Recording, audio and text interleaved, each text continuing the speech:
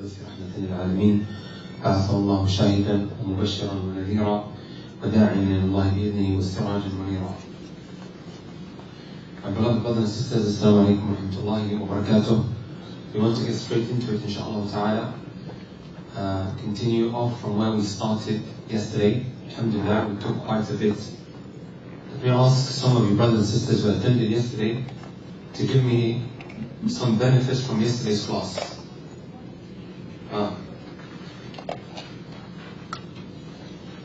What did you learn yesterday? Halal dealings. Give me an example. Everything was either about haram or halal dealings. Hey. No, one for like, for example, like when you buy a product, first, no, when you want to sell something, you need to have knowledge of selling it. You need to have knowledge of that which you are engaging in. Just like salah, before you pray, you need to have knowledge of what you're actually doing, right? Otherwise, you might end up praying incorrectly, right? Our whole sole purpose of why we have been brought into existence, into this world, is to worship Allah. Allah only created us for that. And you cannot fulfill that accordingly except by knowledge, by study.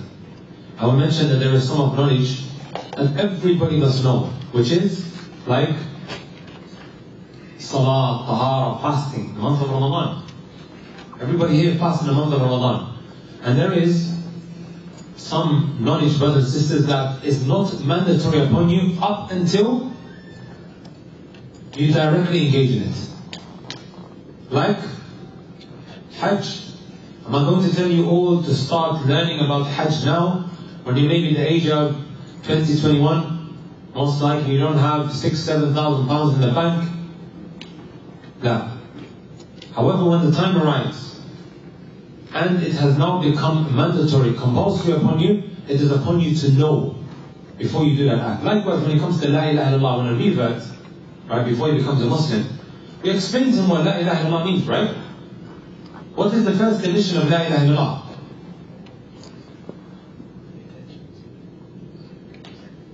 First condition. To be a Muslim.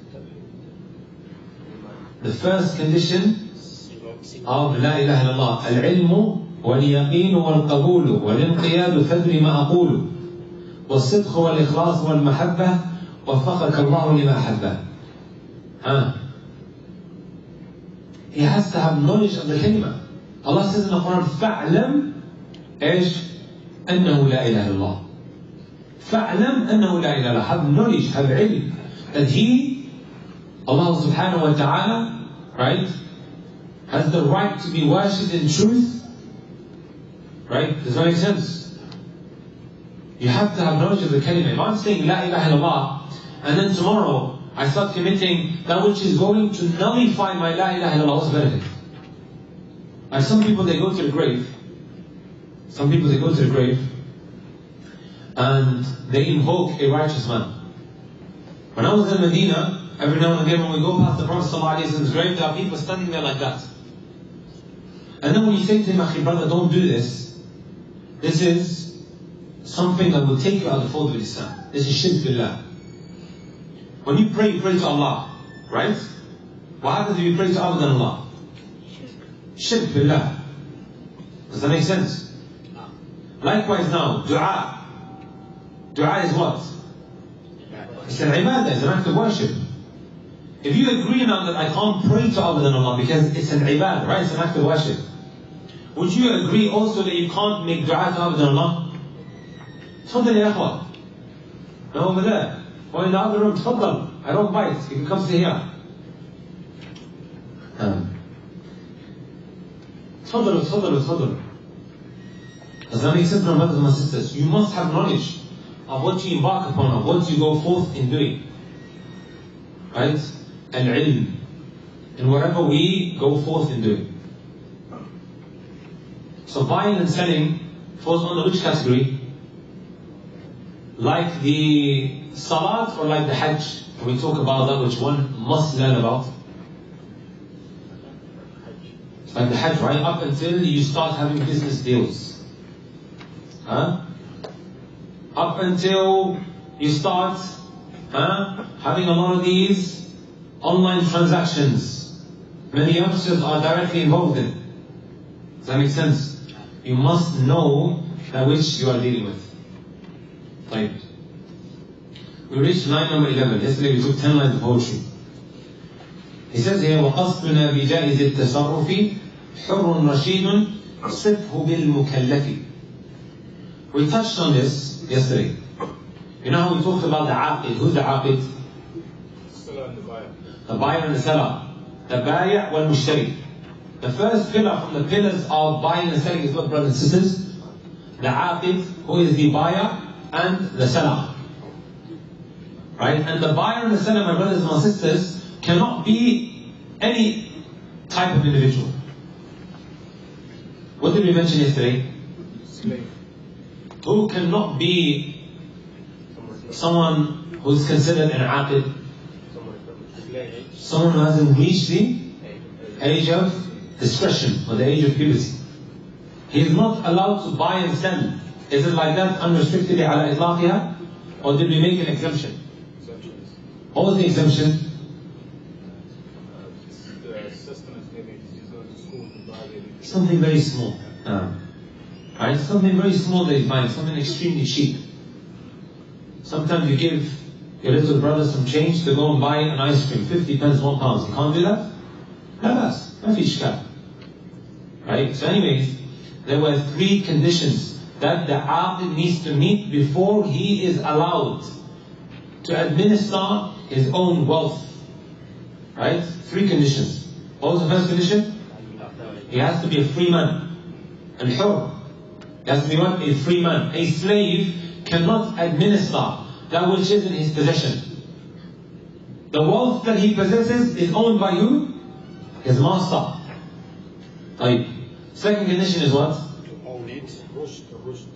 Now with regards to the aqid, he must meet certain conditions before he is allowed to administer his own wealth. The age of reason. He has to reach what? The age of discretion. Or the age of puberty. What were some of the alamat, the signs of puberty that we mentioned? Facial hair? No, bodily hair. Right? Whether it is on the armpits, or whether it is in a private area, that's the first alama. What's the second one? Voice changing. So if the 30-year-old sounds like a woman, huh? Wet dreams. Wet dream. وَإِذَا بَلَغَ الْأَطْفَالُ مِنْكُمُ حُلُمٌ. So if he has a wet dream, that's another sign, that he has now what? Reached the age of puberty. That's Somali is good, huh? He has what? Had a wet dream. Does that make sense? The third condition, the third alama is, he has reached the age of 15. It could be any of these 3. You don't have to wait for all of them to appear before one is considered baligh, having reached the age of puberty. Does that make sense? The third is what? Somebody who is mature and sensible. Someone who is competent. Some individuals, my brothers and my sisters, they are extremely foolish in how they administer wealth. That's why Allah subhanahu wa ta'ala says, وَبَتَلُوا الْيَتَامَى حَتَّى إِذَا بَلَغُوا النِّكَاحِ. You know orphans that you're looking after? Are you just allowed to give them all of the money that has been left behind for them? The father of this orphan passed away. He left behind £500,000 for this young child. After the distribution of inheritance, this young child, that is maybe 11 years of age, he has £500,000 in the kitty. Let's hand it over to him. What do you think is going to happen? You think he's going to be sensible with that wealth? He's not going to be sensible. This is why the guardian now, the one who's in charge, he has to what? Hold on to his wealth up until he has reached maturity and he has become sensible.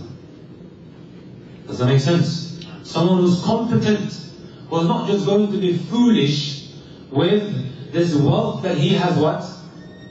Taken control of. That's why Allah says, وَابْتَلُوا الْيَتَامَى حَتَّى إِذَا بَلَغُوا النِّكَاحَ. Test them. See as to whether they are competent or not. See if they're going to be sensible. Give them a little bit. See what they do with it. Does that make sense? طيب. And then he mentions the following. وامنع تصرفا متى ما حكم بحجر مفلس بسؤل الغرماء. Let's speak about something called an interdiction. Does anyone have an idea of what interdiction means in English language? You studied civil engineering, right? Has anyone here studied law or finances or accounting? What is it in Arabic? Is it mughram? Just tell me what it means in English, interdiction. Everyone here is English, right? Well, come on to the Arabic. My Arabic is better than my English, that's why. طيب ما معنى الغريم؟ أو خلي الغريم. What does المحجور عليه mean? That means someone owes you money because of something that he did. المحجور عليه. Not المديون, المحجور عليه. It's the opposite then. طيب anyone else؟ تفضل يا شيخ. من السودان. شنو المعنى؟ محجور عليه بمعنى زول يعني محجور في حته طلع فيها معكل ولا مثلا زي زول محبوس في حته. He's going to sing a zone that is what? محبوس. في شيء معين. I'm going to explain to you guys inshallah ta'ala. An interdiction, brothers and sisters, is a legal process where a court is asked to determine, right, whether a person is unable, right, to consistently make decisions regarding his own property. Does that make sense? يحجر عليه. The court judges that this individual is not considered sensible. Here we just spoke about 3 types of individuals, brothers and sisters, that cannot have business dealings. The free man, the one who hasn't reached the age of puberty, and also the one who's not competent, the one who's not sensible. Right? Here the Shaykh, he makes mention of وَمْنَعْ تَصَرُّفًا مَتَى مَا حُكِمَ. Stop an individual from administering his own wealth. مَتَى مَا حُكِمَ. Right? Once a ruling is passed by the judge. بِحَجْرِ مُفْلِسٍ بِسُؤْلِ الْغُرَمَةِ.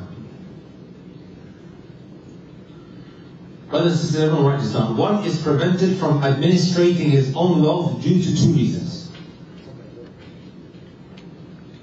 Number 1, due to what is in his own best interest. And that is to protect him. Does that make sense? Like the 3 that we mentioned. The 3 that we mentioned, when we now stop them from administrating their own wealth, we stop them from having business deals. Right? This is in the best interest of who? He himself is going to benefit from that, right? This young child, when I say to him, listen, I'm not going to hand over £500,000 of inheritance to you up until you become what? Until you become baligh, someone who has reached the age of puberty. The Sharia now is looking to protect who? Who is the Sharia protecting? This young child. Because if you hand over that wealth to him, he might be taken advantage of. Agreed? He's walking around, everyone in the neighborhood knows, so-and-so has £500,000 on him. And they just go to him. Not to go and steal from him, but you know what? Let's try and use this loophole or this smoke screen of sucking that money out of him. Listen, I've got this product, I'm sure you're going to need it. Miskeen doesn't think straight, young, naive.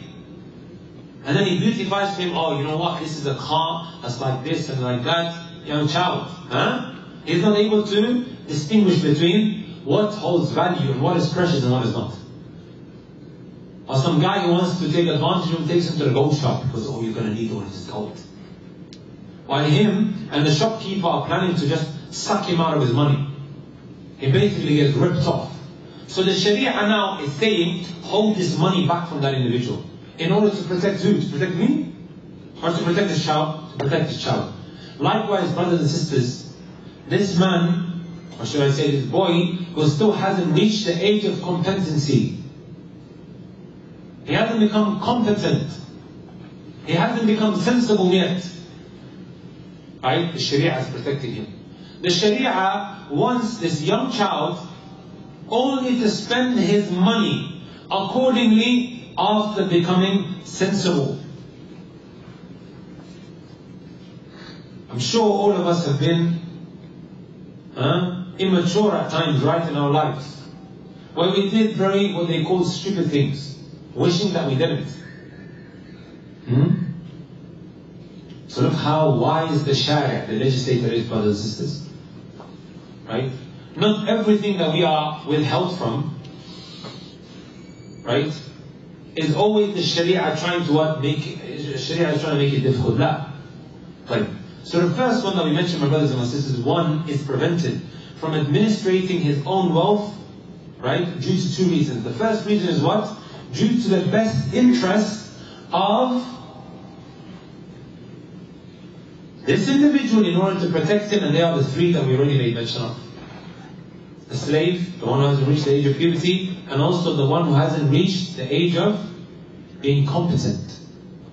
Right? He hasn't reached that maturity now. Number two, brothers and sisters, the second reason, as for one being prevented from administrating his own wealth, is due to the best interest of the creditor. The Sharia, brothers and sisters, also protects the one who did a good deed by lending so and so some money. Right? I lent Muhammad 500,000 pounds. Muhammad wanted to do business. He became bankrupt. However, he still has some assets. Muhammad. The judge rules that all of his assets are frozen. In order to protect who? Creditor. I need my money. I lent you 500,000 pounds. He also has other creditors who have lent him money. Abu Bakr, Uthman, they've all lent Muhammad money. Right? If we don't freeze his assets, who's going to really miss out? Who's going to miss out? Who's going to be unfairly treated? All of the creditors, right? Agreed? So because of that, brothers and sisters, right? Because of that, the Sharia takes into consideration the one who has lent that money, protecting him. So this is exactly the point, the reason why the Shaykh is mentioning all of this. We just spoke about, or what was one of the conditions of buying and selling? That there has to be rida ala tarafayn. Right? The buyer and the seller, they both have to exchange willingly or unwillingly or forcefully. What was the condition that I mentioned? Willingly. You can't force me into selling my car. Can you force me into selling my car? No, you can't. From the conditions is that it has to be done willingly. Does that make sense? Now this individual who has his assets frozen, he wants to now sell his house. He says, Allah said in the Quran that I can sell as long as I do it willingly. And this person wants to buy from me willingly.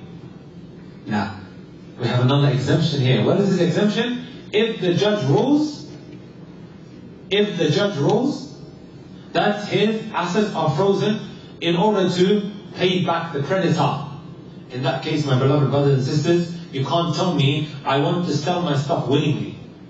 You are going against what Allah allowed me. La. Also Allah subhanahu wa ta'ala allowed this. Allowed for your assets to be frozen in order to protect that individual who tried to do you a favor by lending you money. You've blown that money. That 500,000 is no longer there. Someone else lent you another 300,000. And then there was a third guy who sent you another 400,000. You've blown all of that. Now they are in a bit of a pickle. They need money. They lend you money. So this is now when the judge comes in. Freezes his assets in order to pay back these individuals by selling this property now. And this property is then, that you have, it is sold. Yes, your house is forcefully taken out of your possession and then sold. Is everybody with me? Did everybody get that?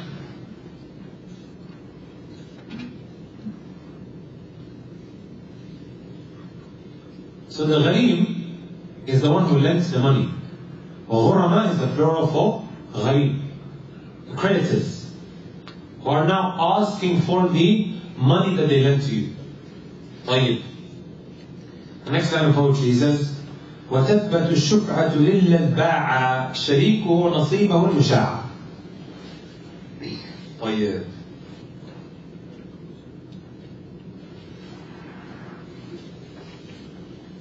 That was related to shuf'a. Has anyone heard of something called shuf'a? Shaykh Muhammad. Heard of shuf'a? ما رأيكم؟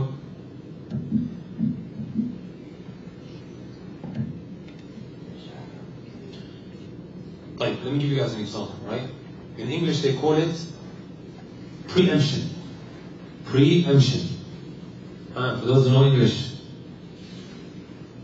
what does preemption mean? Or does that need a tafsir? An explanation or an interpretation or an elaboration? طيب. What's your name? Saqib. That's your friend. Your brother. What's your name? Saqib and Aqib. وعاقب.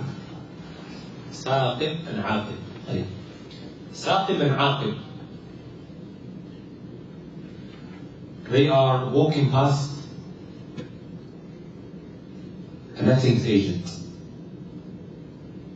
that sells properties, sells land.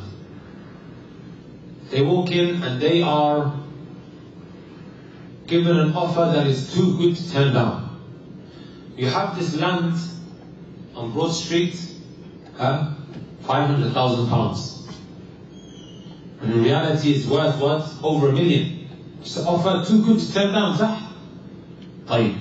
Both of them, they get the money together and they buy it. 50-50. Does that make sense? طيب. You have a land that is square shape. Did they come together and agree which part of the land is his and which part is not? They just bought it together, and this is what is referred to as musha'a, unspecified, that which they have what? Bought. Is everybody with me so far? This term, preemption, shuf'a, specifically means an opportunity to purchase an estate which is offered to one person before others. So in other words, brothers and sisters, it is a legal right of buying something before others. Right? Again, from the conditions of buying and selling, we mentioned that both the buyer and the seller, they have to do it willingly. Sahih? They have to do it willingly. You have Saqib and you have Aqib. They own this piece of land. One day Aqib wakes up and he says, you know what? I need some money. Let me sell my share. What's his share? 50% of that, right? He phones, what's your name, brother? Taylor. He phones Taylor and says, listen Taylor, I know you were looking for some properties. I'll sell you my property for £750,000, which is basically 50% of that. Aqib is doing this willingly. Taylor is buying it willingly. Is there anything wrong with that?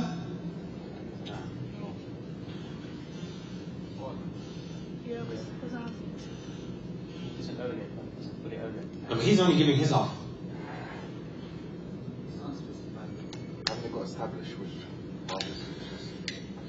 He mentioned, don't we have to establish whose half is who? Or whose half is which? In cases like this, my brothers and my sisters, when the land has not been specified, and this is very, very important because you find a lot of disputes always taking place amongst business partners, right? Imagine now And I'll mention a very logical point, right? Imagine that you have Aqib who's selling it to Taylor. And Taylor turns out to be one of the biggest enemies of Saqib.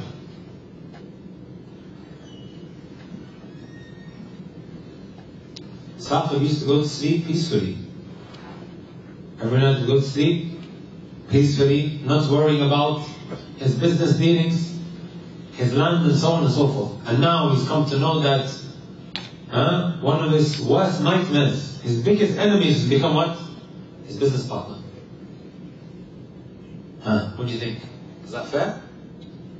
Is it fair for Aqib to just sell his half without consulting Saqib? Can you see why this is very, very important? Preemption is a right that Allah subhanahu wa ta'ala or the Sharia gives to a business partner to buy something before others are allowed to buy. Does that make sense, my brothers and sisters? This in the Sharia is referred to as al-shuf'ah.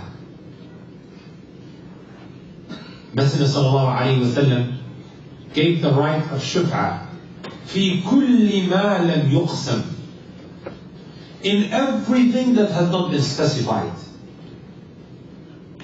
Right? As long as it has not been specified, the business partner has the right to buy before everyone else.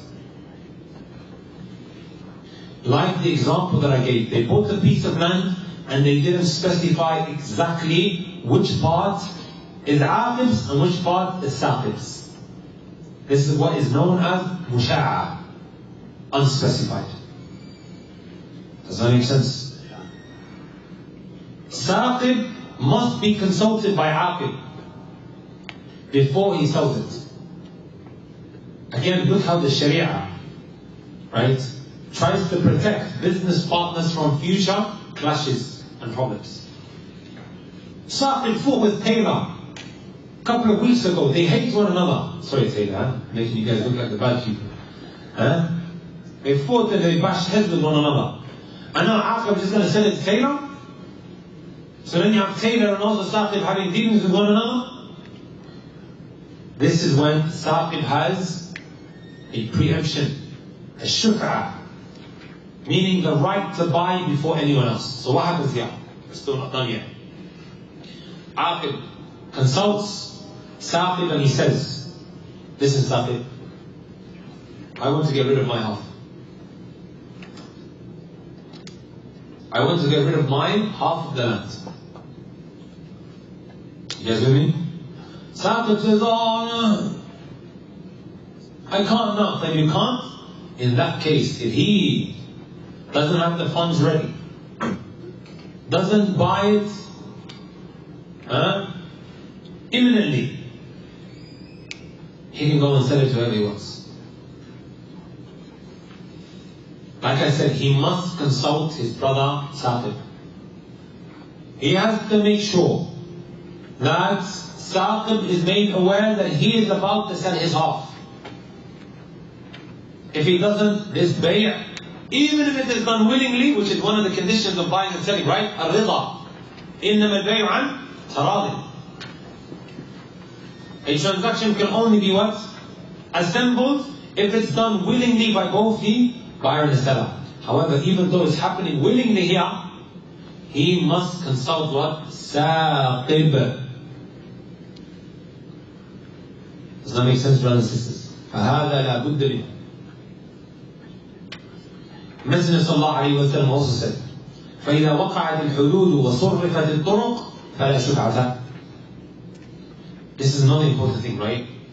When Saqib and Aqib were buying it, what did we mention earlier? Did they specify which part of the land is Aqib's and which part of the land is Saqib?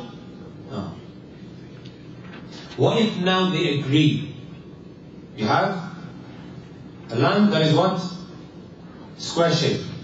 He says the left-sided half is Saqib's and the right-sided half is Aqib's. Here it's been what? Distributed. It's been shared. It's been agreed how much each, or which part each of them will what? own. In this case, does he have to consult him? Doesn't. He can just put it on the market. Whoever wants to buy it can buy it, and he doesn't have the right to buy before others. Does that make sense, my brothers and my sisters?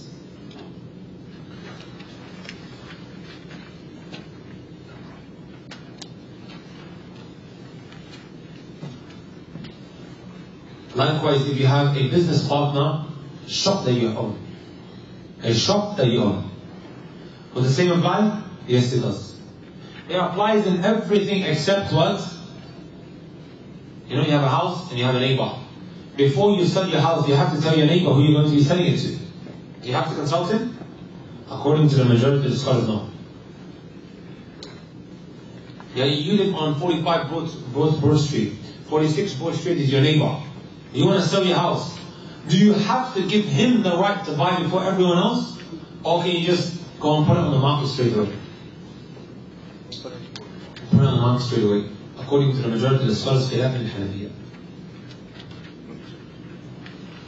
Unless, of course, they are business partners, otherwise that.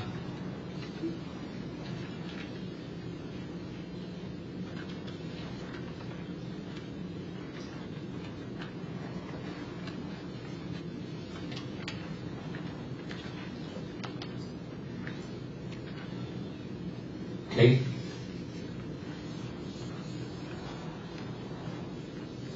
So even brothers and sisters, if it's not been sold, Saqib can turn around and say no. It can be what? Retrieved.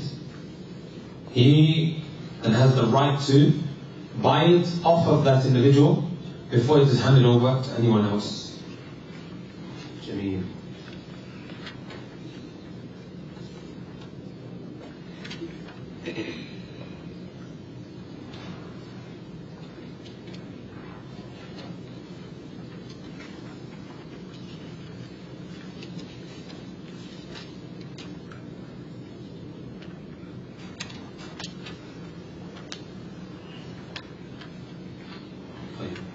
Give me 1 moment for this.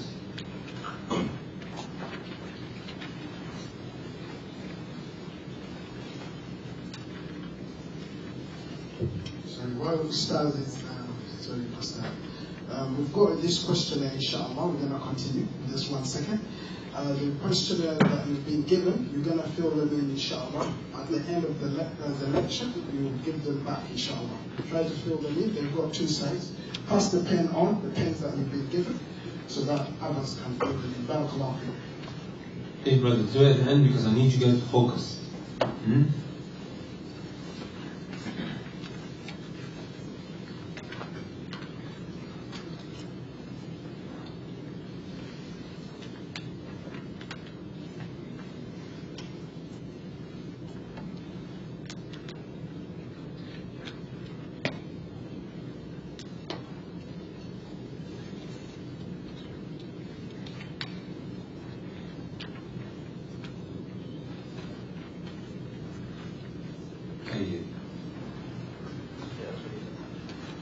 He then goes on to say, وَالْمَالُ ذُو نَفْعٍ مُبَاحٍ عَيْنُ أَقْسَامُهُ وَالنَّفْعُ ثُمَّ الدَّيْنُ. Here he speaks a little bit about what is considered wealth. He says that which holds value. ذُو نَفْعٍ.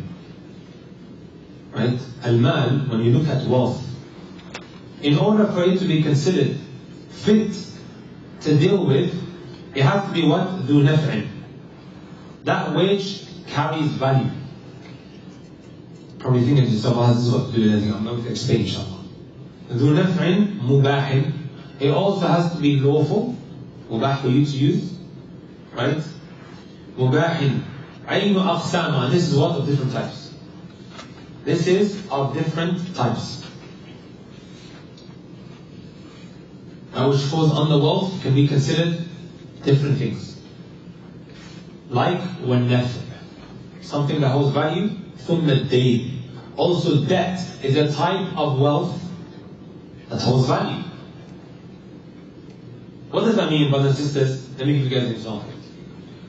العلامة التجارية علامة تجارية. You guys heard of TM or C? What do you guys call that in English? A patent, right? That's what you call a patent, صح? I think that's maybe an American term. I remember many years ago I used to watch Shark Tank. One of the first questions that the tycoon asks this individual now who's proposing his business, is your business patent? Not how they use it here, I'll patent you up. Not that. Do you have a patent for your business? What does patent mean? Intellectual property. You own intellectual property. You own the idea and you no one else can use it. Like owning an idea. Is that actually money like that you have, tangible? But it is something that holds a lot of value, صح? The ihkam would also apply here.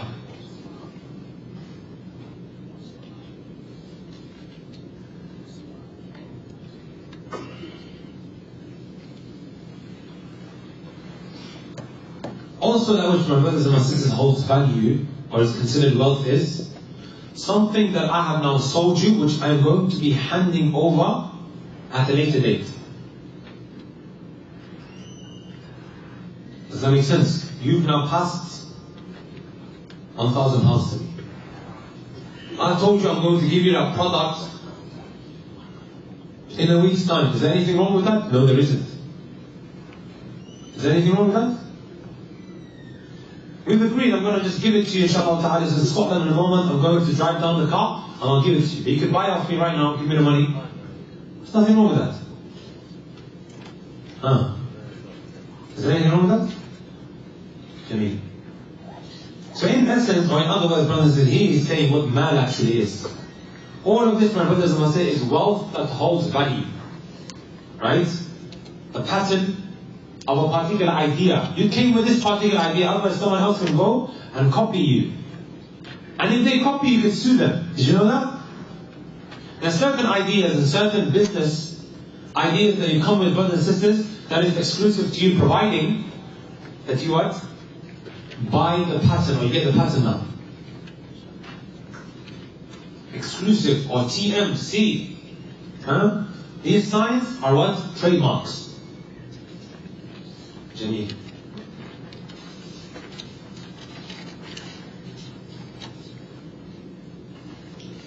Then he goes on to speaking about each one as to whether it is different to your average transactions that you have. He says, وَشَرْطُ بَيْعِ دَيْنِهِ بِدَيْنِ قَبْضُكَ فِي الْمَجْلِسِ أَيَّ دَيْنِ.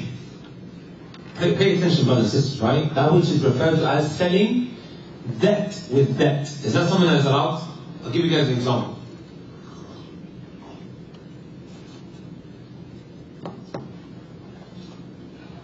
I'm a date seller. Forget about date seller. I sell phones. I sell phones. I say to you, I don't have the phones on me now. I have the phone in Scotland. I just need to go and get it. Right. Give me the money. How much are the phones? It all comes up to £1,000.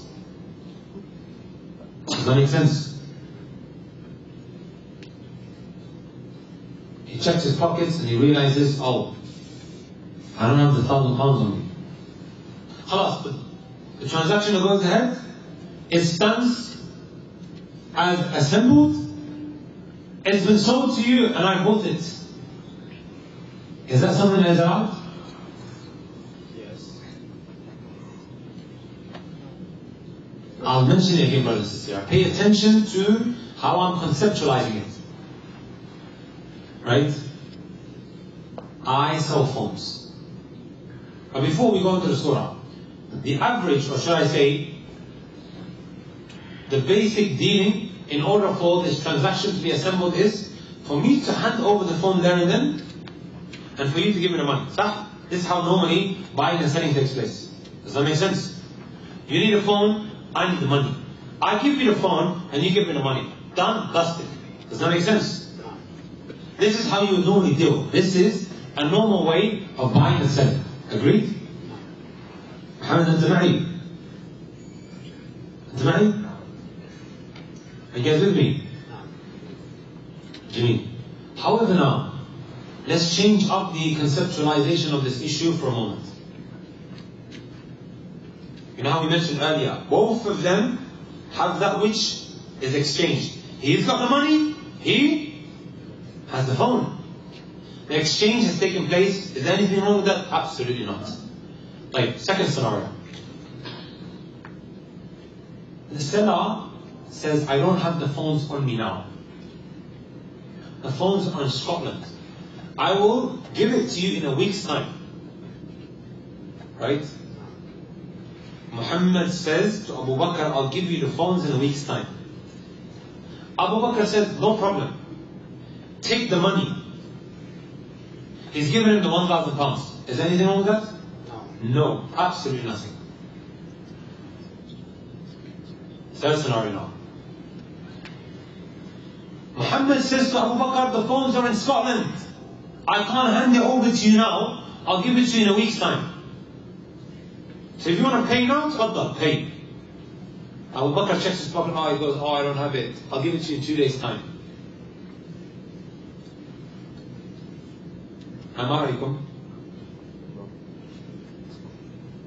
This is what you call bay'u dayni bid-dayn. Selling debt with debt. And this is not allowed. You must at least have one of the two that is being handed over. One of the two needs to be handed over in order for this transaction to be valid. Does that make sense? تعال. Come stand here. I want you to explain that on the mic. What I just mentioned. Give me the third scenario. Third scenario, no. Okay, so he mentioned that Muhammad was the one who was selling the phones, and Abu Bakr was the one who had the money, which was to be 1,000. And so Muhammad said, I don't have the phone, it's in Scotland, but I can get it to you in 7 days, a week's time. And then Abu Bakr checks his pockets, I don't have the $1,000 on me, can you give me 2 days and I will give it to you, the money. And that's what you call bay'u ad-din bid-din. No, good, excellent, wonderful. Fatah Allah alayk. Selling something on debt, okay? Selling something while it's on debt. Does that make sense? You must have at least one of the two that is being handed over in order for it to be valid. In order for it to be valid, one of the two needs to be handed over. Otherwise, this type of transaction, my brothers and my sisters, is not valid. And again, it's one of those very common dealings that people are having today. Right? If I hand over the money, fine, no problem. You can give it to me even after a year if you want, no problem. However, if they say, listen, I don't have the product and you don't have the money, the transaction goes ahead. As it stands, it's been sold, and you are now the owner of the phones, which I'm going to be handing over in a week's time. This is my brothers and my sisters, la yajuz. This is a type of transaction that is what? Haram.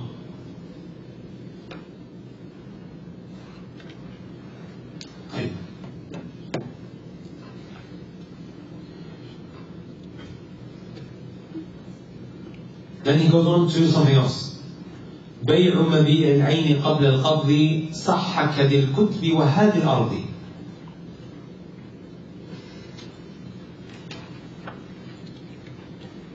البيع قبل القبض is another مسألة. Selling something before it has entered into your possession. Selling something before it has come into your possession. نهى النبي صلى الله عليه وسلم أن يبيع الطعام قبل أن يقبض أو قبل أن يكتال. طيب, brothers and sisters, Aqib, he sells water. The water is in the fridge. It's got a corner stop. Music. Huh? I got to Africa, say I want a water. You guys with me? I want a water. Before I take possession of this, I've given him the money. I've given Aqib the money. I've given him £1. But it's still not in my possession because I need to go to the fridge, get the water out, and so on and so forth. I get a phone call and somebody says, listen, I desperately need water. Right? Can I sell this water to my friend who just called me before taking it into possession? No. This is the mas'ala. This is the issue.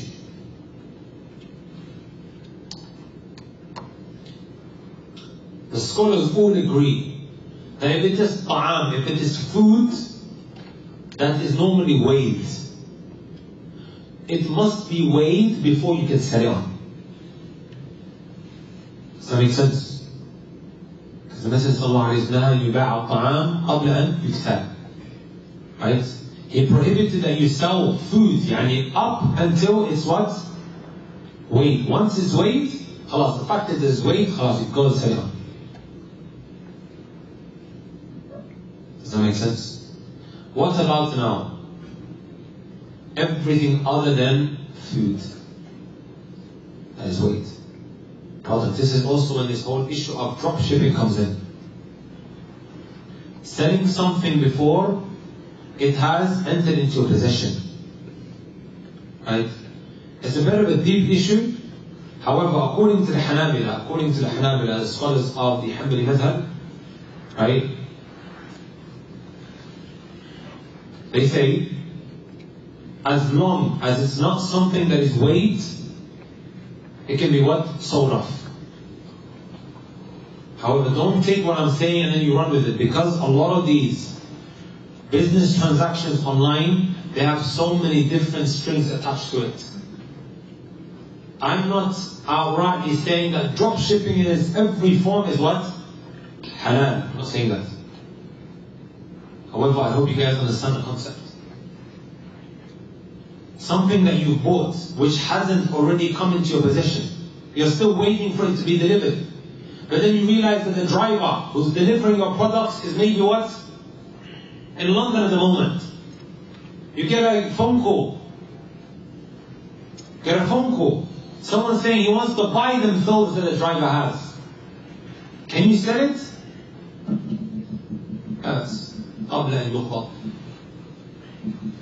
That's why he gives it as an example. صحك للكتب وهذه أرضي. Look, this ard here, I've just bought it, or these books, I bought it, but it still has not come into my possession yet. Can I sell it off before I take it into my possession? According to what we are stating here, it is allowed. But he says, لا في المكيل بيع والمذروع ونحوها في القبض شرط روعي. طيب، والدين لا يباع قبل قبضه إلا لمن هو عليه أمره. Don't worry about that too much, inshallah ta'ala, maybe explain another time. Let's move on to these lines of poetry, inshallah ta'ala. I think they're very, very important, and we'll stop there. Right? And this is when it gets very, very practical as well. He says, وَلَا يَصِحُ الْبَيْعُ مِمَّنْ تَلْزَمُ جُمْعَتُهُ بَعْدَ النِّدَاءِ وَيَحْرُمُ. Right? He says, it is not allowed. It is not lawful for one to sell if he qualifies for Jum'ah.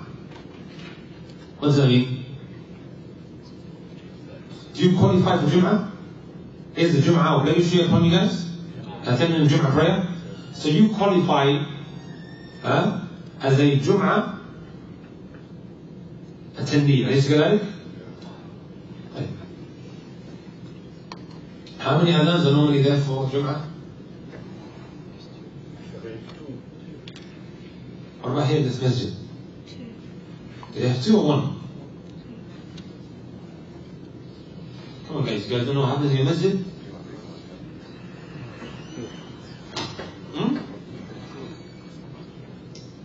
يا عم الشيخ، ايش عندكم نداء ولا نداء واحد؟ يا محمد Everyone's confused here, you need to help them out. How many adhans do you guys have in the masjid? One. طيب, in Makkah and Medina they have two. They have one, right? And then they have another just before the Imam starts the khutbah. You know when the Imam gets onto the minbar and he says, Assalamu alaikum wa rahmatullahi wa barakatuh, and then somebody does the adhan. Allahu Akbar, Allahu Akbar. This is considered the second. This is considered the second. In a lot of places around the world they do two adhans. Many others, they only do one. Does that make sense? This adhan that we hear on a Friday, brothers and sisters, is actually in essence the second in most places. Does that make sense? طيب. Allah said in the Quran, here, brothers and sisters, in this chapter, these next 5 lines of poetry, Al-Buyu' al-Muharram wal-Batila. It tells us about the buyu', the types of transactions that are what? Impermissible and invalid. One of them is when the adhan goes off and you're someone who must be attending the Jum'ah, right? You are someone who must be attending the Jum'ah, the adhan has gone off. You are outside, you see the thobe guy getting his stuff out and putting it in front of the masjid. Are you quickly allowed to buy his thobe? يا أيها الذين آمنوا إذا نودي للصلاة من يوم الجمعة فاسعوا إلى ذكر وذروا البيع. Allah says in the Quran, oh you believe. When the adhan goes off, يعني the second adhan, which is the adhan that is called when the Imam says Assalamu alaikum wa rahmatullahi wa barakatuh after ascending onto the pulpit. You're coming towards the masjid, you always find most masajid, they've got a guy who comes in front, he's selling utur, he's selling atar, he's selling clothes, like this one here. Okay? And you're like, wow man, that's such an amazing cloth. If I don't buy it from him, probably someone else is going to precede me and take it from him. Let me quickly buy it. If you buy that from him after the adhan goes off, that bay', that transaction is invalid. Haram. As Allah says, وَذَرُوا الْبَيْعَ. وَذَرُوا الْبَيْعَ. Leave off that transaction. Leave off that deal of buying and selling. That money, brothers and sisters, that he's just earned is hadar. It is haram money. You know when you sell drugs, it's haram money, right? Or when you cheat the government, it's haram money. Also, this is not considered haram money. What do you guys think? You guys heard of this masala before? Or is it new? I remember, may Allah forgive me, many years ago I did that. I bought some siwaks as I was walking into the masjid and the adhan already got off. And then the seller was more than happy to sell it to me. He was only expecting to make money after the Jum'ah, but he made some money before that. Does that make sense? It's not allowed. What about a woman? The adhan's gone off. Do the women have to be attending the Jum'ah? What if now she buys and she sells? Is that okay? Yes. It's perfectly fine because the Jum'ah is not wajib upon her. It is not mandatory upon her. Does that make sense, my brothers and sisters? What about a young child who has not reached the age of puberty? It's not wajib. It's not wajib. Huh? You can't buy it. Why not? Like I said, haram. Yeah, but you know, you're just going slow. Like, What about the seller?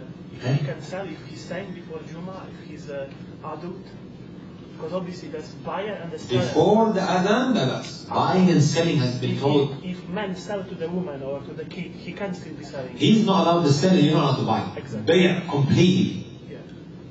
Right? Two women, can they sell to one another? Yeah, that's no problem. Does that make sense? They are allowed to sell to one another. What if now, sorry Shafi, one second. Let me just give this down to Allah. What if now, I'm someone who sells these thobes and I sent my little son to start selling outside of the masjid while the adhan is going off. And he's just selling something very small, very cheap, like siwaks. He's allowed to do that, right? Something very cheap. Remember earlier we exempted that, صح? No. Huh? No, it's not. He's selling it to maybe women, or he's selling it to non-Muslims. Is that right? No, it's not. It's not. Still his father's property, isn't it?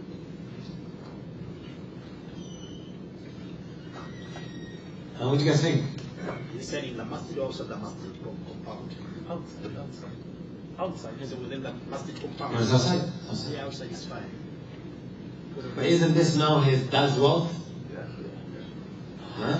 Isn't his dad selling it in essence? He just entrusted him to do it for him. عرفتم? طيب. What about marriage? Can somebody do a nikah after the adhan is gone off? There's a guy who's roasted. Huh? He's Arab, he can't even concentrate, he doesn't want to go to Jum'ah, even though he has to go to Jum'ah.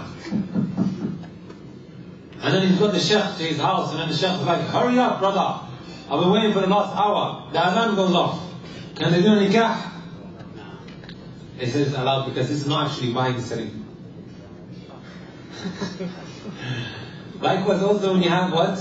Giving out a loan. A loan. Is this not buying and selling?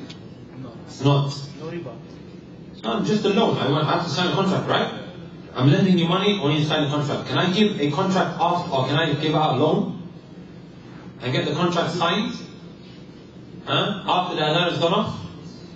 It's still valid, of course, you need to be in the masjid, but we're talking about now the validity of this transaction. Right.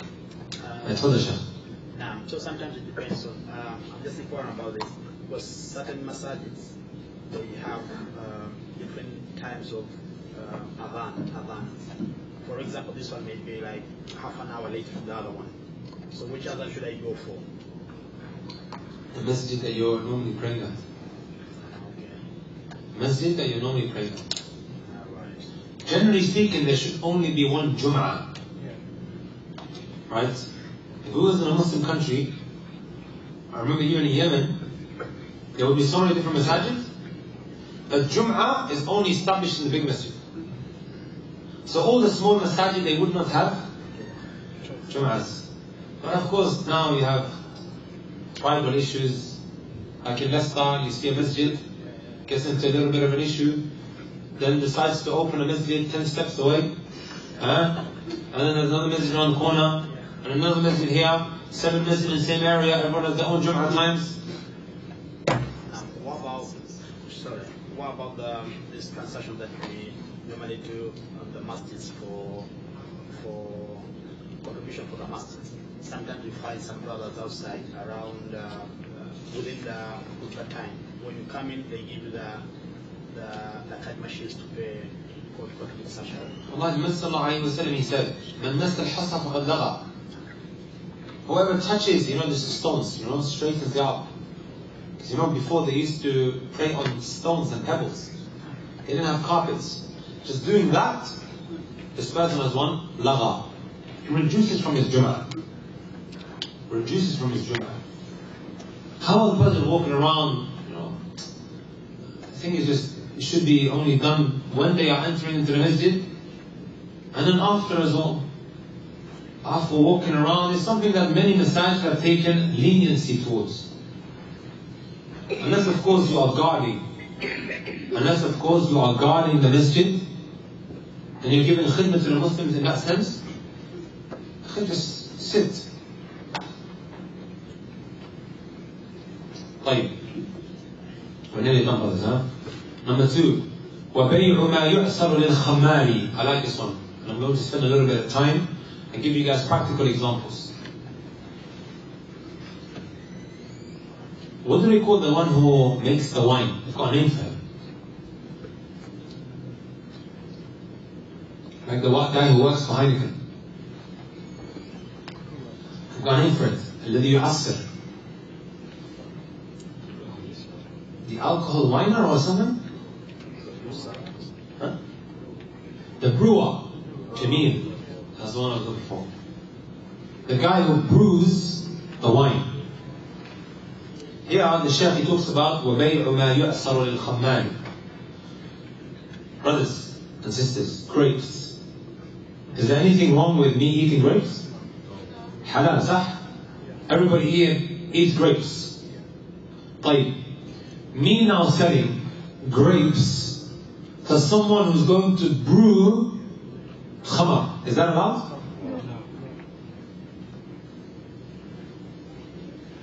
Even the Messenger sallallahu alayhi wa sallam, even though there's a weakness in the narration, however the ma'na is sahih, right?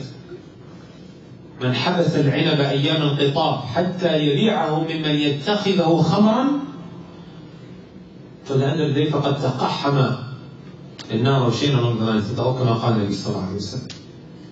What some do is they hold back the grapes even after it has become ripe. So this grape now, brothers and sisters, reaches a point which is extremely beneficial for the one who brews these fruits, turning it into wine.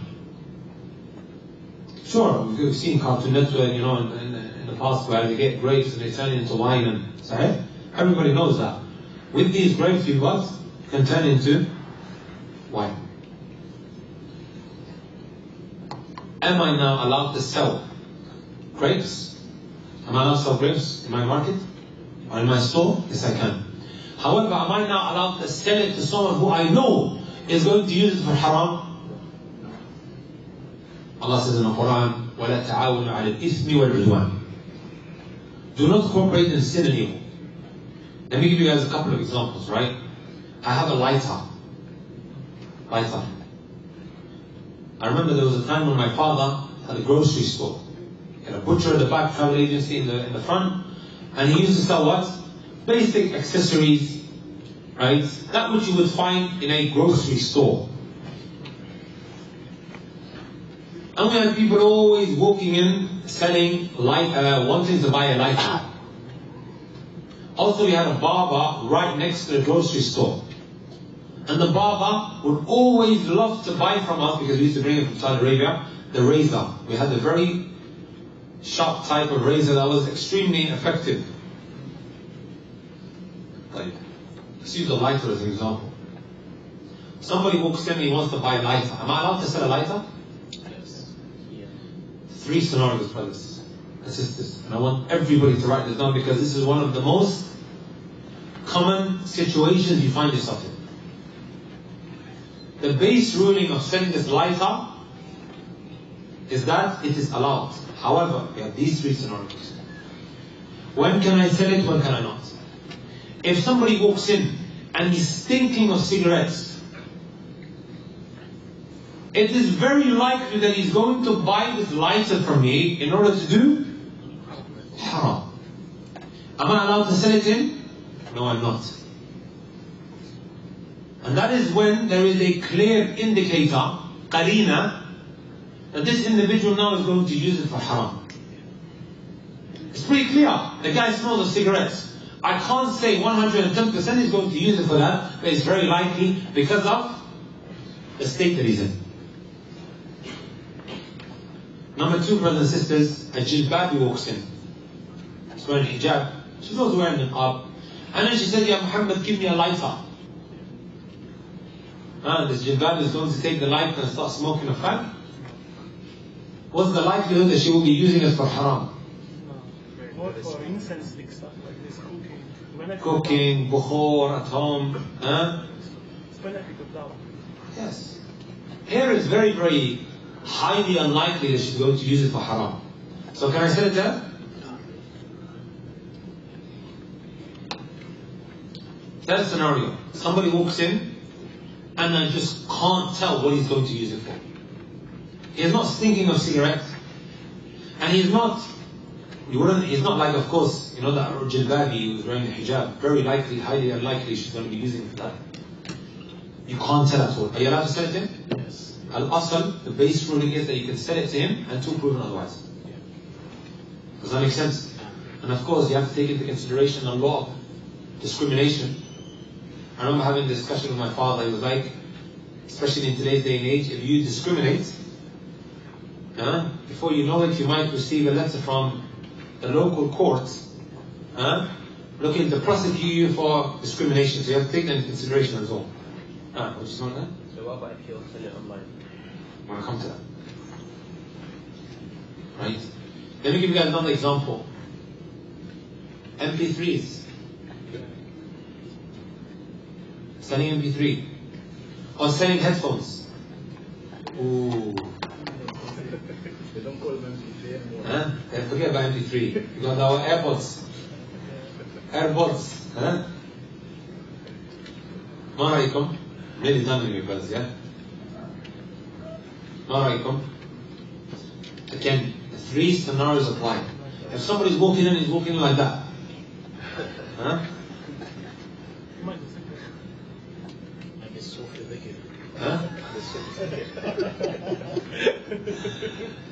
This guy, you can hear the music in the background. Right, because of how loud it is, even though it's still in his headphones. And he said, listen, mate, can I have the AirPods that you're selling? Am I allowed to sell it to him? Islamically, yeah. Does that make sense? But what about selling perfumes to women?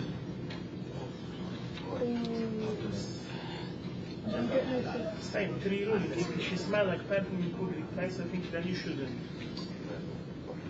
Again, you have to assess the situation. You have to what? Assess the situation. Does that make sense? She's walking around like the Barbie she is, hair out, revealing clothes and whatever have you. What is the likelihood that she's going to be what? Wearing that perfume? Very likely. And some even walk into the shop with all that scent on her.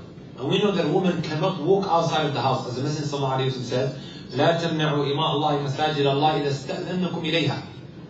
If your female folk seek permission to go to the masjid, you as a husband or a father or a brother, you're not allowed to stop her from going to the house of Allah Azza wa Jal. But the Messenger sallallahu alayhi wa sallam said, she should leave وَلْيَخْرُجْنَ وَهُنَّ تَفِلَاتٍ. Unbeautified, unscented, she should leave like that. Does that make sense, brothers and sisters? She's not allowed to leave like that. She should only be beautifying herself with who? None other than her husband. Right? Or if she's in a women's gathering, to smell nice and to look nice, لا بأس ما في إشكال.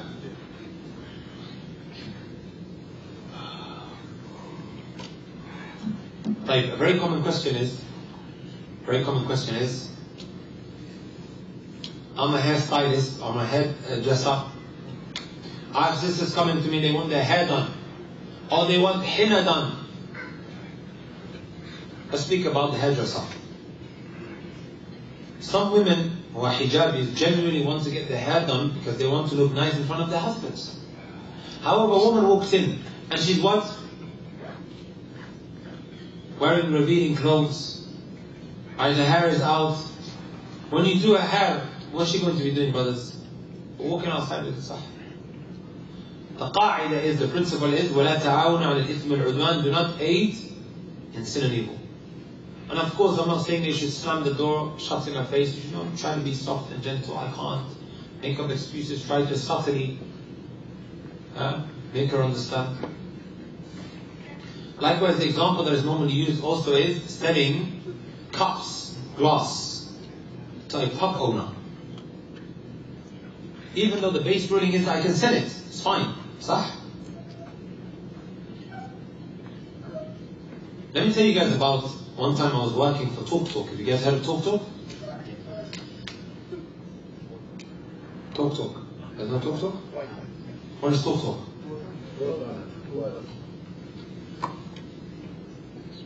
I remember I came back, it was in the Corona period, and then I have a righteous manager. MashaAllah, upon the Sunnah, he was like, come in.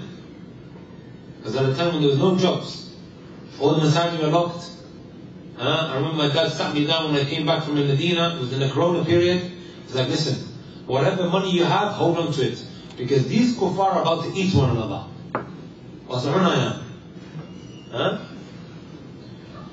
Because this is something that happened in Brixton.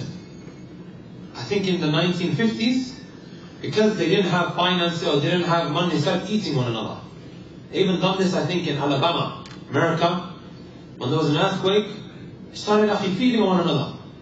Start killing one another and what? Eating one another's flesh. Long time.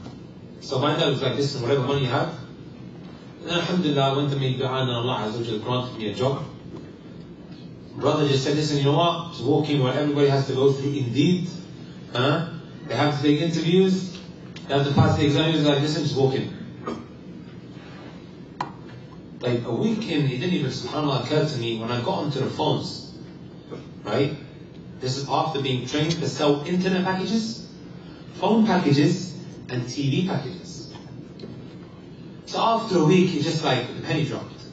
So what am I doing? I called my manager, I need to have a sit down with you. Right? Because there are 3 things that are being sold. And I just taught you guys these 3 different scenarios. Sah? Anything wrong with selling telephone packages? Minutes? Unless, of course, the guy says to me directly, I'm going to be using it for whatever. It's a different case. Anything wrong with telephone packages? La. What about TV packages? Selling entertainment packages? Or selling Netflix? What do you think of selling Netflix, brothers? What do you guys think? Please no one tell me, oh, you know, there's good on there and there's bad on there. So maybe some good in there, but how much percent of that? 0.01%? Or you see animal documentaries and...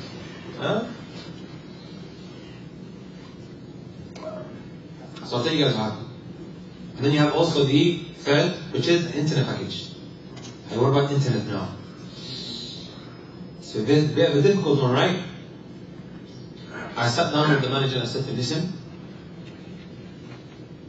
there's one of 2 options here. Either I'm going to walk out today, or you're going to find me a solution. Because I looked up the website of these TV packages, especially the entertainment package, because it's part of, it's like the selling point for the TV package. You get an entertainment package with it. And it's got all sorts of filth in there. I thought, is there even a way out? Is there even a khair? Nothing. I was like, Sheikh, either I'm going to walk out of this workplace today, or you have to give me permission not to sell these TV packages. I was like, Muhammad, no worries, don't. Because right when you get onto the call, you have to what? Start pitching for all of these 3 things. They want to make money. They get money. If you want, sell all 3 together. So I was like, I can't do this. He was like, no problem. You don't have to do it. Like, then we have another issue with the internet. Internet can be used for good and bad, right? Sometimes I get on, the guy says to me, listen, I want the entertainment package. I'm trying to change the conversation. I'm not trying to sell it to him. And I was like, oh, you want internet? Okay, let's go with the internet. And I'm trying to change the conversation. We're going to the internet. And he goes, bro, listen, I really want the entertainment package. ماذا أفعل? Oops, accidentally the call dropped. That's one case. Other cases, wallahi, some guys, a'udhu billah, gets on the phone, because depending on what he wants to use the internet for, you send him a particular internet package. Some with higher MBs, some with less. So you have to ask them what they're going to be using the internet for. Some guys with no shyness says, I'm going to be streaming beep. Shaitan. Clearly, yeah, I'm going to be watching this tonight and this and that, and there's a lot of young people here, so I'm not going to say it. Some are actually buying the internet in order to watch adult content, filth and evil. Because this is a sales department, right? And you get bonuses based on how much you sell. Beep. Accident. Does that make sense, brothers and sisters? I Islamically cannot sell that. However, if the guy does not tell me, some kuffar, they still have a bit of shyness, right? They still say to me, listen, I just want the internet, I want the highest MB, kada wa kada. Should I ask them now, oh, what, are you going to be watching this tonight? And are you going to be doing that? La, ma yahtaj. I go with it. Up until I find out what he's going to be using it for. Only then I can't. that make sense? And subhanAllah, the ajib thing is, even my manager said this to me, right? I one time approached him and I said, am I the only one who's not stressed out here? Because everyone there, Muslims and non-Muslims, they would go out for hourly fights, hourly cigarettes. And I asked him, did everyone here before they started smoke? Or did they only start smoking after they came here? Because if they only started smoking when many of them, even Muslims, you see a hijabi walking out taking a fag. Why? Stressed out. Sales can be very, very stressing.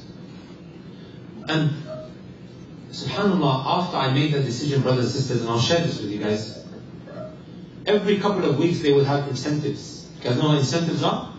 Whoever gets the highest sales, he gets £100, just like that. One time there was £70, the next 3 incentives, guess who won it? Abu Taymiyya.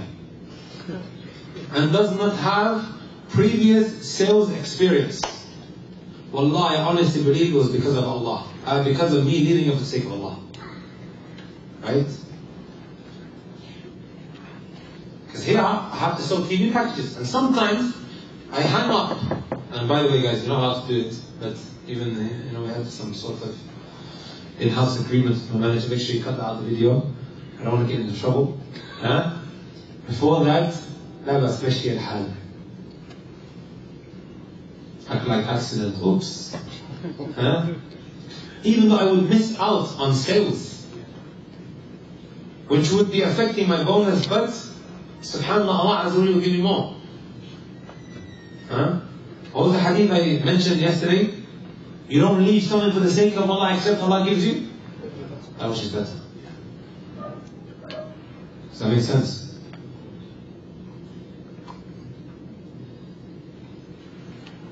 Like very, very quickly, inshallah ta'ala.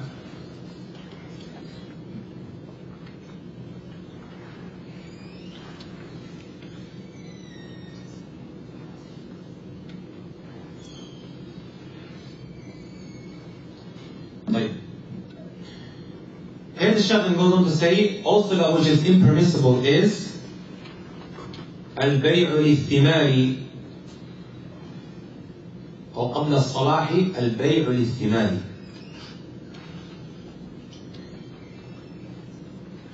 Selling grain before it has become hard, before it's become ripe.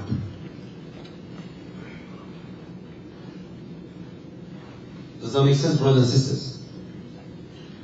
You have fruits, you have grains that might not necessarily be ready yet. Are you allowed to sell it? نهى النبي صلى الله عليه وسلم عن بيع الثمر حتى يبدو صلاحها نهى البائع والمبتاع. You're not allowed to sell it, nor are you allowed to what? Buy it. Both the seller and the buyer are being prohibited. Up until it becomes ripe. What this means is that when the grain is ripe in the spike, it is permitted to sell the crop. Or you have a barren land, you say to the buyer, I will sell you whatever this land produces. طيب, هذه مسألة ثانية. الشاهد من الكلام, my brothers and my sisters, up until it becomes ready, Islamically you're not allowed to sell it. حتى يبدو صلاحها. However, 3 scenarios are exempted. إلا مع الأصل أو القطع شرط. You have a palm tree. And this palm tree, brothers and sisters, has all these fruits that are growing on it that are still not ready. Are you allowed to buy the palm tree?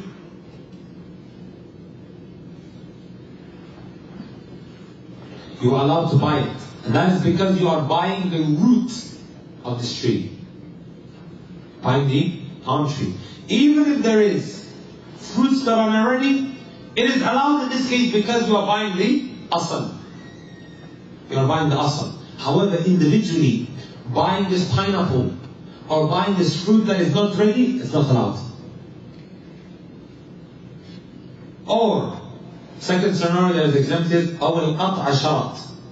If he says now, says, listen, I'm going to cut it and then I'll buy it. Is that allowed? Yes, it is.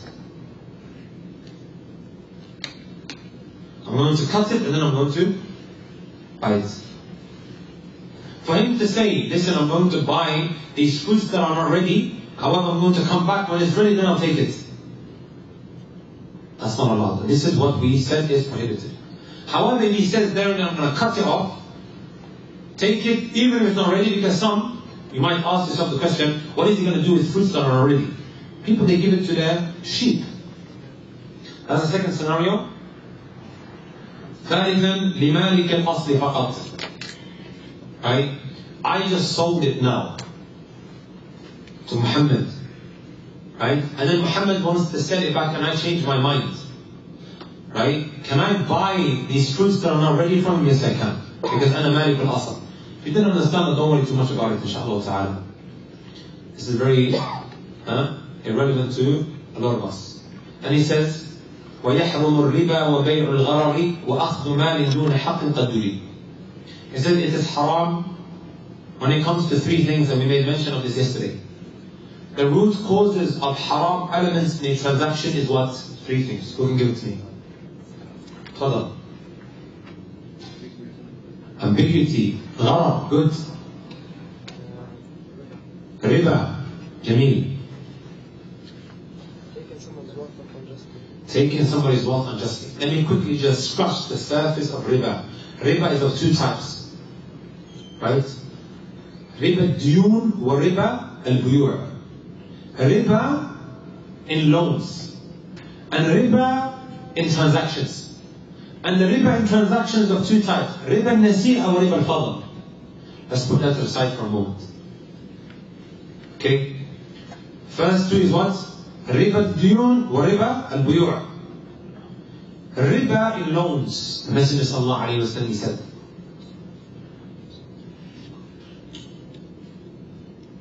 من زاد أو استزاد فقد أربى الآخذ والمعطي فيه سواء.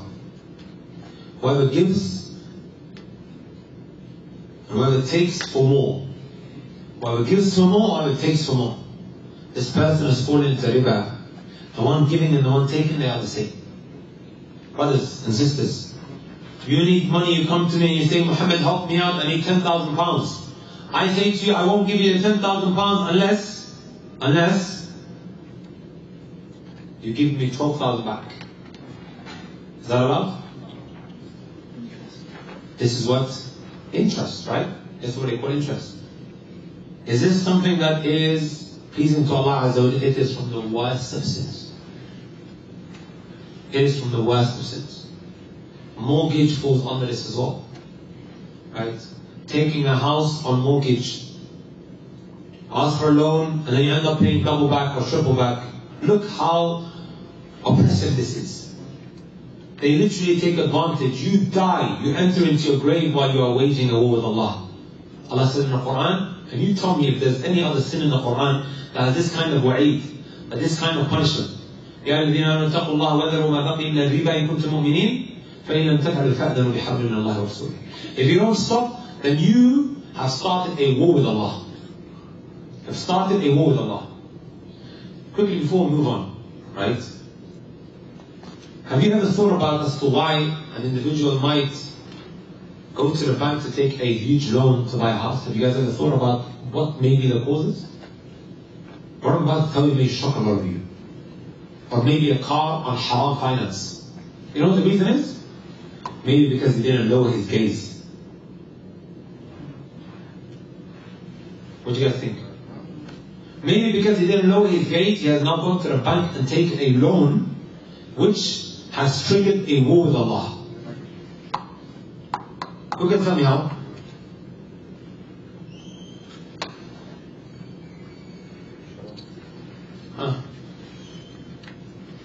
How has this now, not lowering your gaze, triggered a war with Allah Azza wa Jal? Or him going to the bank to take a loan? Then you cheat me. You meant to be content with what you have. So if you have a house, lower your gaze, don't look at other houses, bigger houses. I need that house.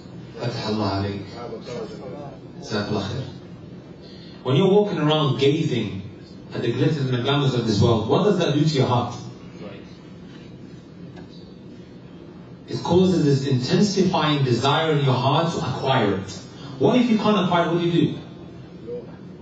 Go and take that loan. Your brother might be rich, he has a nice house. You walk into the house and you see all of this, and it gets to you.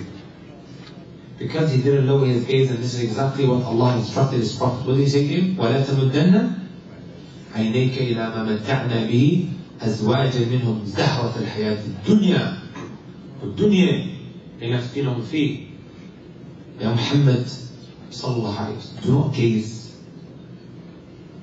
at the glitters and the glamours of this world. It is a fitna for them. وَرِزْقُ رَبِّكَ خَيْرٌ وَأَبْقَى. The provision of your Lord is more remaining. Right? Well, think about it for a moment, brothers and sisters. See the nice car with a nice girl in there. He probably has that girl because he has a nice car. I need to go get that. Or he falls in love with this girl, but she's now more inclined towards another guy because he has a nice car. Sah? I need to get that car now.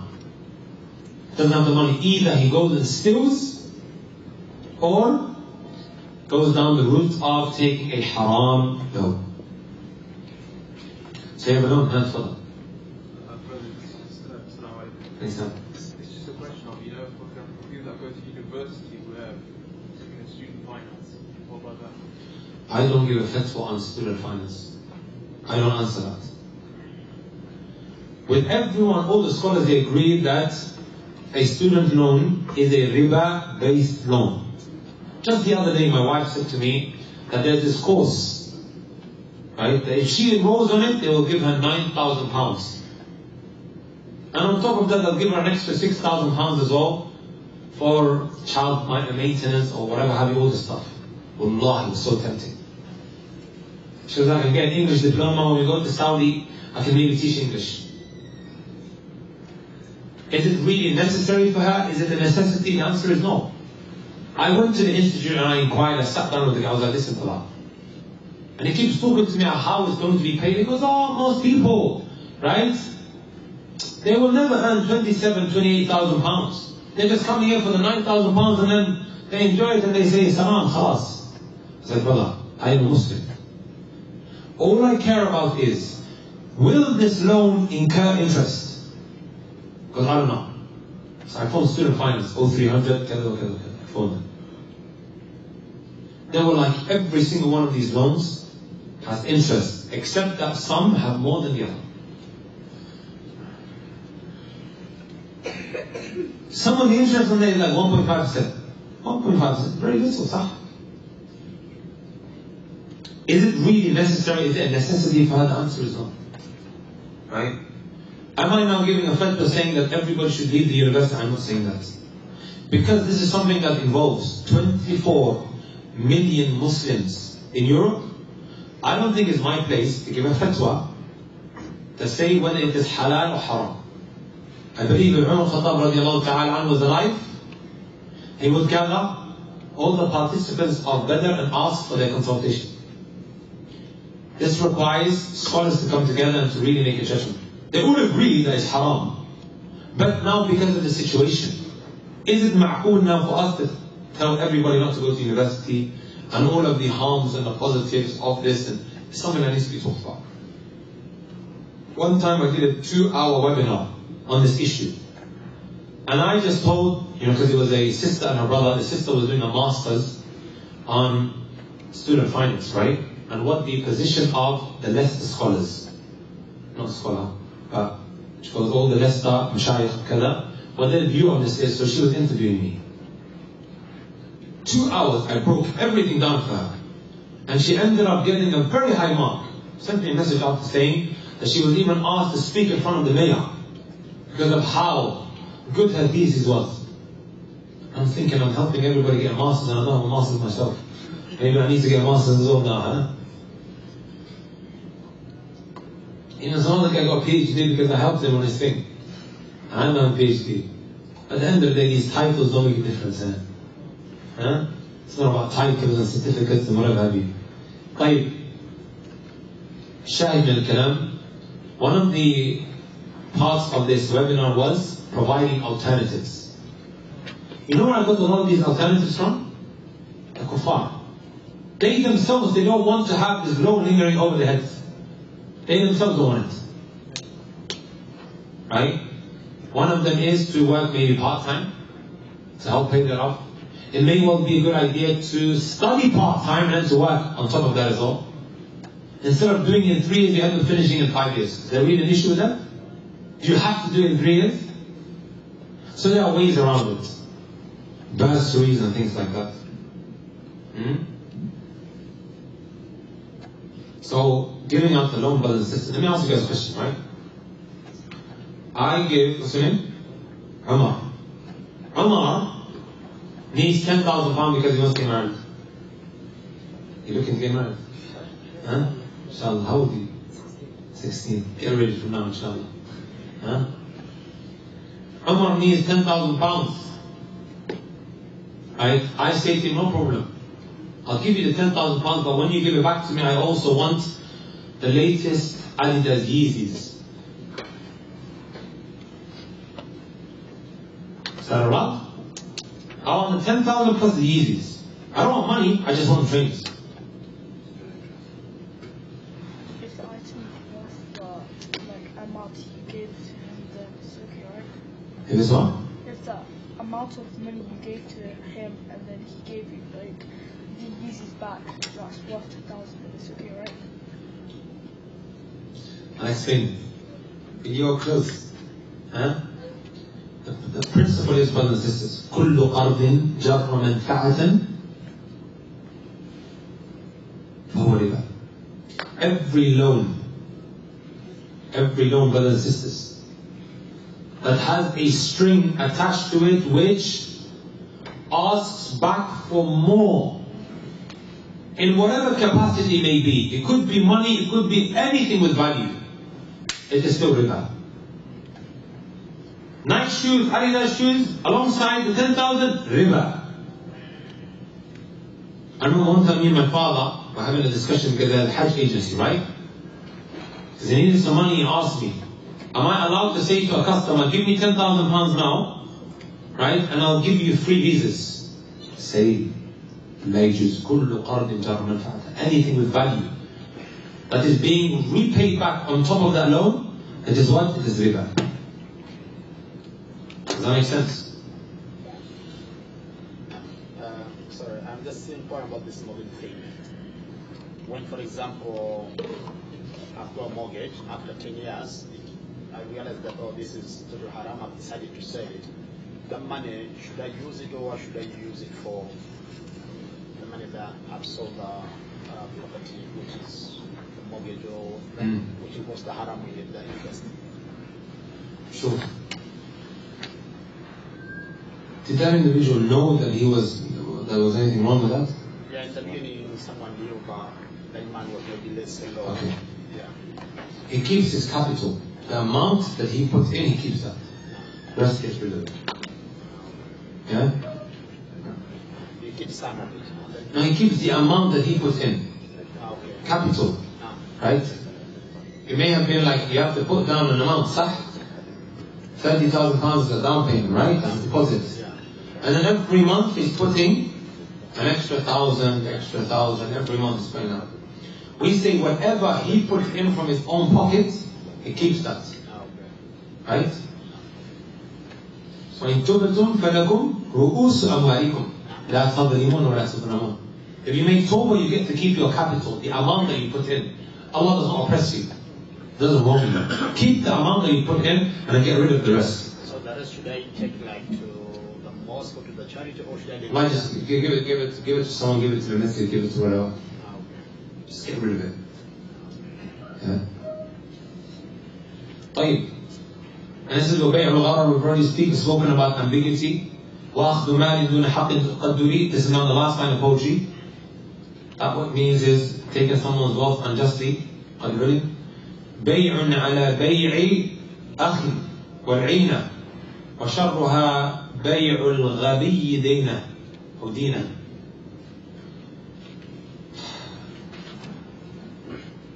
Next, and this is now the last line of poetry, and there is what? 3 things mentioned that are prohibited.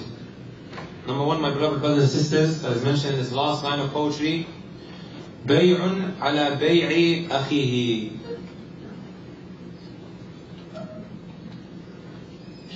to go behind your brother's back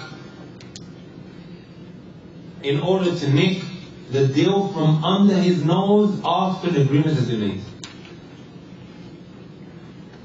The Messenger sallallahu alayhi wa sallam, he said, لا يبيع أحدكم على بيع أخيه. Let me give you guys an example. You have Aqib and you have Saqib. Aqib says to Saqib, I have sold you this product. Saqib agrees and then walks out. Saqib goes to another shop. This other shopkeeper says to him, listen, you bought it for £10, I'll sell it to you for £5. I'll sell it to you for £5. Go give it back to him. This would be now going behind your brother's back and looking to nick that deal from under his nose. Is that allowed? No, it's not.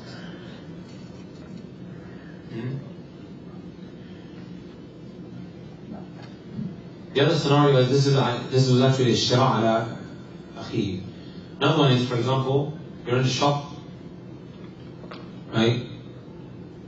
And you're negotiating with Muhammad. You say, I'll sell it to you for £10. He goes, okay, no worries, I'll buy it. And then there's another seller. He goes, no, I'll sell it to you for £10.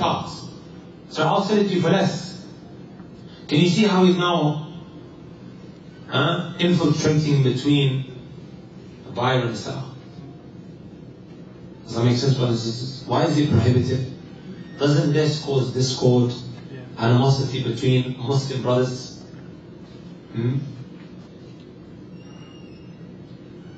This is only, brothers and sisters, after an agreement has been made.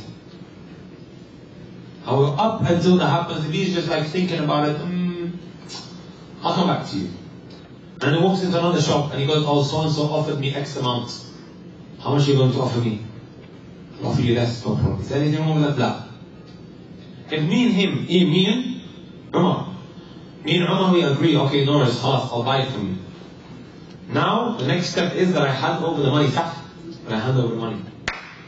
If within that period now, somebody now tries to get in between us, this is something that has been what? Prohibited. Give you guys another example which might be a lot more relatable. Going behind your brother's back to nick that woman from under his nose.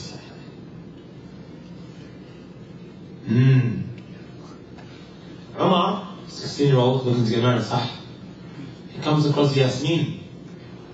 Him and Yasmin, they have a discussion about marriage. Yasmin says, I will think about it.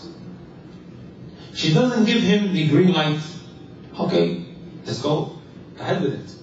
Yeah, I'm going to go and think about it. The next day, what's your name? Muhammad knocks on Yasmin's door. He goes, brother, friend. And then he says, oh Yasmin, I heard you are up for marriage. I said, sit down. And then they go back and forth, back and forth, back and forth. She said, I will think about it. Aqib then knocks on the door. And then here is, oh, this beautiful young lady called Yasmin. And then she says, you know what? I actually like you. And she says, fine, let's go ahead with it. Give it the green light. Can Umar then come behind his back and go back to Yasmin? No. And that is because she's given him the green light. Once the green light is given, from then on you are not allowed to go behind your brother's back. Does that make sense? Doesn't this happen a lot in football transfers?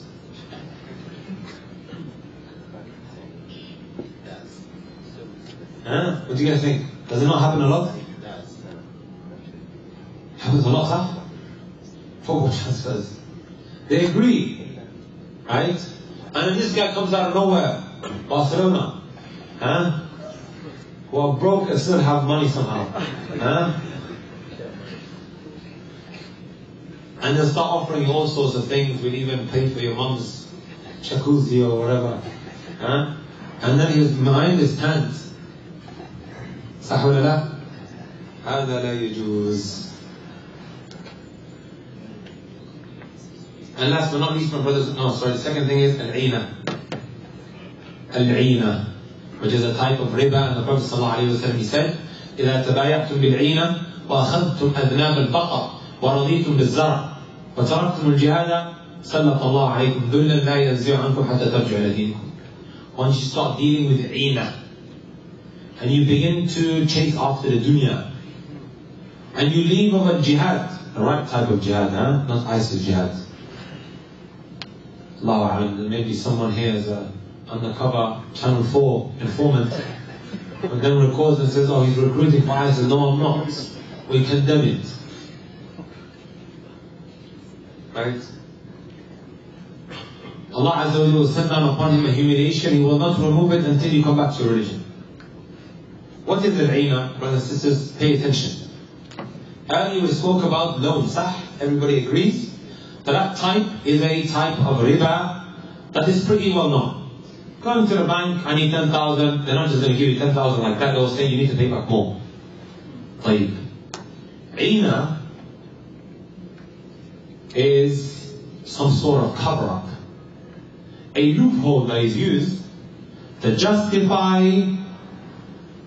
wanting more back on the loan that you have been given. Let's talk about person A and person B. Person A needs £10,000 to get married. He comes to person B. And then person A makes an agreement with him saying, all he wants is money, he just needs money, right? But look at the small screen that they use. He says, I will buy your car for £12,000, which is paid over 12 months. I will then sell you this car for £10,000 cash after buying it from you. Does that make sense? Let me repeat it. Right? Umar needs £10,000. Right? He comes up to me. And he says, I need £10,000 because I'm not going to give you £10,000, brother, like just like that. It doesn't work like that, yeah. Huh? What benefit is in it for me? You guys with me? I'll say to him, listen.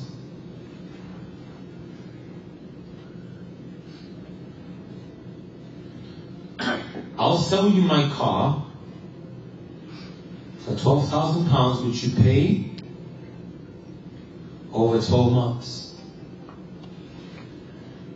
But I give you £10,000 cash now. Take up your car out of the equation. What do you find?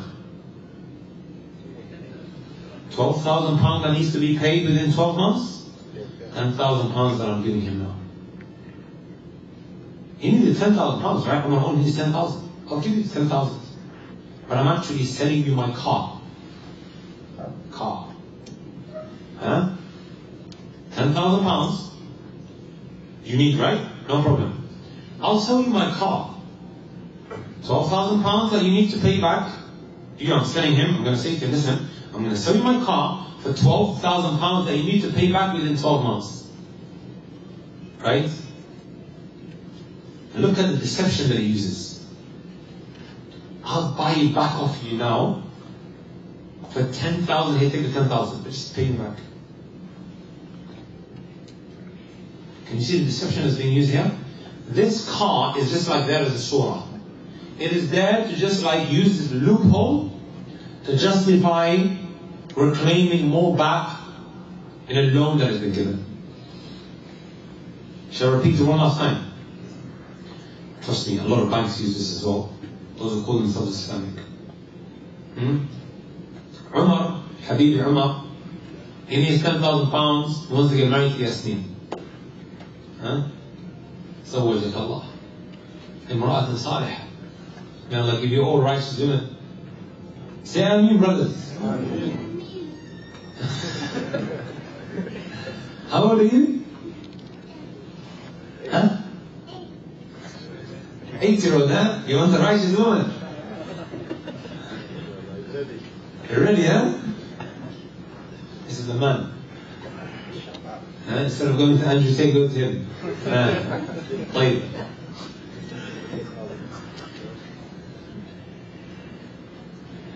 أخونا عمر يريد, he wants, this is the, inshallah ta'ala, we need it done, brothers. He needs, how much? £10,000.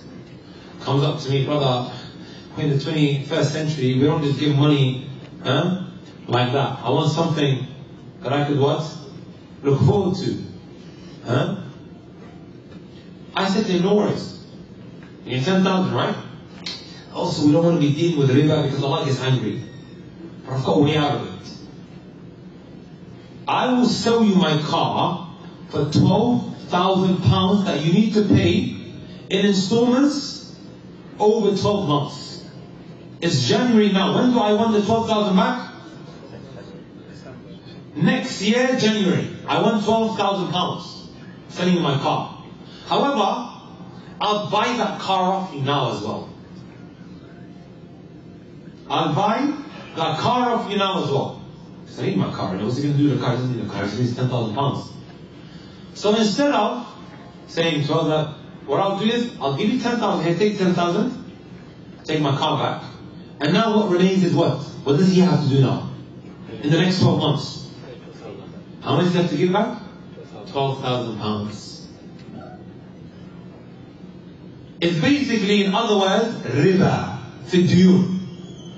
Interest-based loan. This whole car business, marriage stuff, take that out. He needed 10,000. I said, no worries, I'll give you 10,000, give him back 12,000. But they just use this car as a smoke screen to try and make it what? Halal. Did everybody get that now? As a way to just like cheat the system.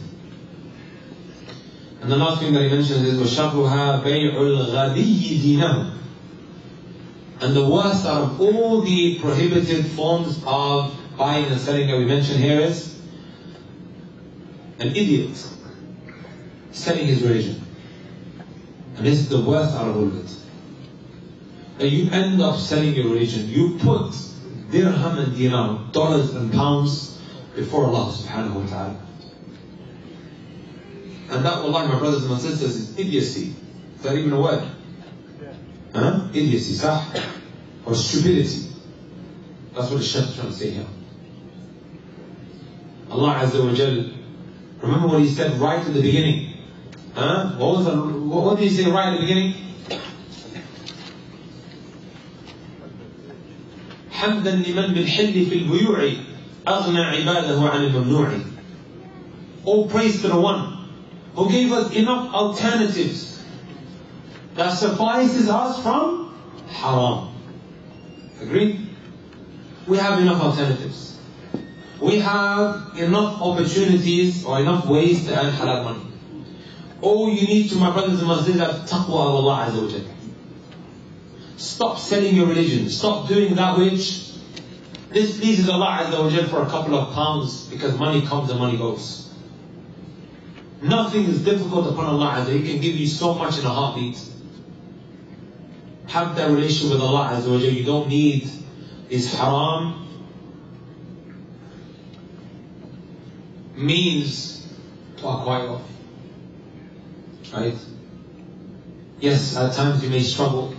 Remember, it's the Promise of Allah. Remember the hadith, and we'll conclude with my favorite hadith. Everyone should have written it down, and you should write in golden ink. You don't leave something for the sake of Allah, except Allah will give you that which is worse or better. Allah will give you that which is better. I have witnessed it in my life. So many others have as well. When I gave them the hadith yesterday, I told you guys a story. I'll tell you guys this story, inshallah ta'ala, we'll finish. I have a neighbor called Najib. I remember he was working for Car Phone Warehouse in Loughborough.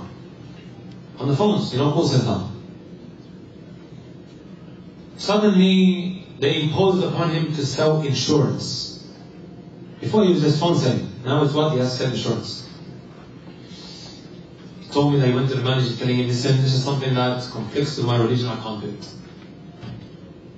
Manager said he was going to speak to his man and get back to him. After he got back to him, he said, listen, you have to do it. It's part of your job. Can't say no. I remember the brother came up to me, wallahi, could see, it was coming from a place of pain.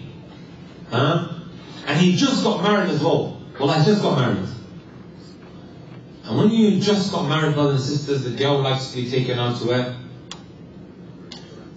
Restaurants, heavenly desserts. You guys got one in College, right? I have one in Leicester as well. They have the best cookie dough. I shared, by the way, that's not free promotion, that's free, yeah? Of course, it's pretty pricey, صح? It's pretty pricey. ليس كذلك؟ بلى. I came out and I told him this hadith. He left his job, brothers, sisters. He was, I think, at the time getting £17,000 a year. £17,000 a year. Working for Kafir House, and every day he's driving there, half an hour there and half an hour back. Right? That adds up throughout the month, sah? Half an hour the petrol, fuel. He left his job. Wallahi, I would see him all the time in the masjid making that. I see him sitting in the corner making a dua. Kind of felt sorry for him. And I would go up to him and I would say, Akhi, be patient. You will struggle a little bit, but inshallah ta'ala, I'm sure khair. Within a couple of weeks or a week or two, job offers left, right and center. And I'm asking him, every time I see him, goes, what happened? He goes, yeah, I've got this job offer, I'm just looking to see which one is best for me. Allah Azza wa Jalla ends up giving him a job, which is what? 7-8 minutes drive from his house. Working for British Gas. You know how much he was getting? 21,000. And it increases as well over time. That is significantly more than what he was getting before, sah? 17 to 21. Works out, an extra 4,000 a year. And that's only going to be increasing as well. Allah, I remember he came up to me and he kissed me on the head. I said, what happened? Because I got this job. Right? وَعْدَ اللَّهِ لَا يُخْلِفُ اللَّهُ وَعْدَهُ. Promise of Allah does not fail in His promise. We just need that tawakkul of Allah Azza wa Jalla, and He will open the doors. With a dua, trust in Allah, having good thoughts of Him, all of these are what? Elements, when they come together, you will see, وَمَنْ يَتَّقِ اللَّهِ يَجْعَلْ لَهُ مَخْرَجًا. Whoever comes with the taqwa, Allah will give him a way out. وَيَرْزُقْهُ مِنْ حَيْثُ لَا يَحْتَسِبُ, and provide for him from where he doesn't expect. Does that make sense? We will stop there, inshallah. Alhamdulillah, we covered a significant amount. What did we know? Alhamdulillah, that which concerns most people, inshallah ta'ala. Barakallahu feekum wa ahsana Allahu ilaykum. Probably have 100 questions, these guys. As to regards to the questions, we just want to make it clear. We don't want people to crowd the Ustad, inshallah, when he's going. So let's be Rahman, let's be more respectful. Let's ask the questions now, Rahman. The sisters, if you can write your questions down, we'll send what's his name again, the youngster there? The 8-year-old. The 8-year-old, inshallah, looking to get married. And collect the questions from your side.